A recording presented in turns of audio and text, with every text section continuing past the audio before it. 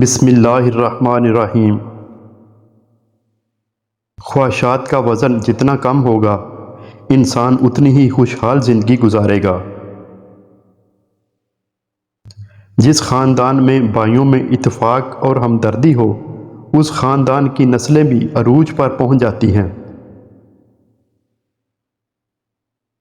نرم دل لوگ جلدی رو پڑتے ہیں، جلدی روٹھ جاتے ہیں اور جلدی مان بھی جاتے ہیں۔ سنا ہے اللہ کو ایسے لوگ بہت پسند ہیں۔ جسم کی چوٹ تو وقت کے ساتھ ٹھیک ہو جاتی ہے، مگر لفظوں اور رویوں کے زخم کبھی نہیں ٹھیک ہوتے۔ جو رشتہ دار آپ کے اچانک دشمن بن جاتے ہیں، وہ دراصل شروع سے ہی آپ سے نفرت کرتے ہیں۔ پتہ اس لیے نہیں چلتا کیونکہ وہ اداکاری اور منافقت میں مہارت رکھتے ہیں۔ غم کی ایک بڑی خوبی یہ بھی ہے کہ انسان کو نرم کر دیتا ہے اور اپنے حقیقی خالق، مالک اور رازق کے قریب کر دیتا ہے۔ عزت ایک انمول چیز ہے۔ لوگ محبت کے بغیر تو رہ سکتے ہیں، مگر عزت کے بغیر نہیں۔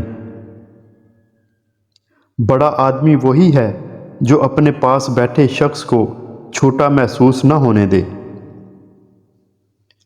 جس رشتے میں صفائیاں دینی پڑ جائیں، وہ رشتہ نہیں رہتا، خوش فہمی بن جاتا ہے، اور خوش فہمی جتنی جلدی ختم ہو جائے اتنا اچھا ہوتا ہے۔ مرد صرف اسی عورت سے ہار سکتا ہے جس سے وہ بے پناہ محبت کرتا ہے۔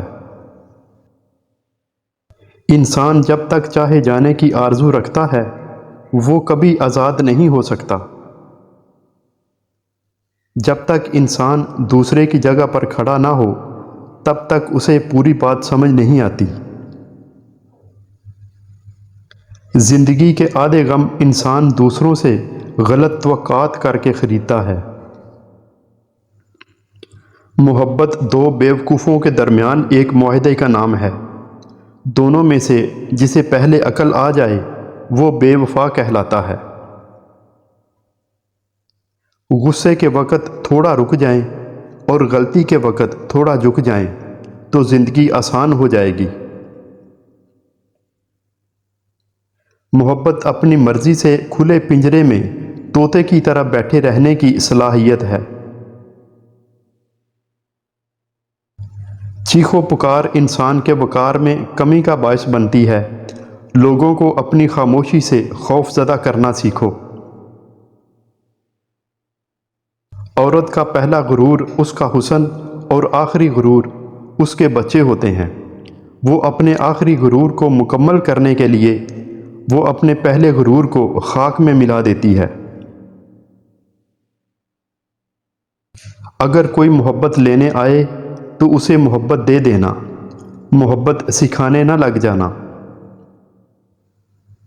کسی کی بدتمیزی سے مت گھبرائیں، وہ بس اپنا تعارف کرواتے ہیں۔ سمجھداری اسی میں ہے کہ آپ انہیں پہچان کے آگے چل دیں۔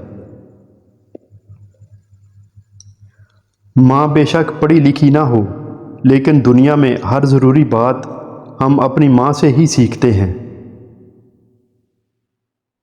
ہم زندگی میں ضرور کامیاب ہوں گے اگر ہم ان نصیحتوں پر عمل کر لیں جو ہم دوسروں کو کرتے ہیں۔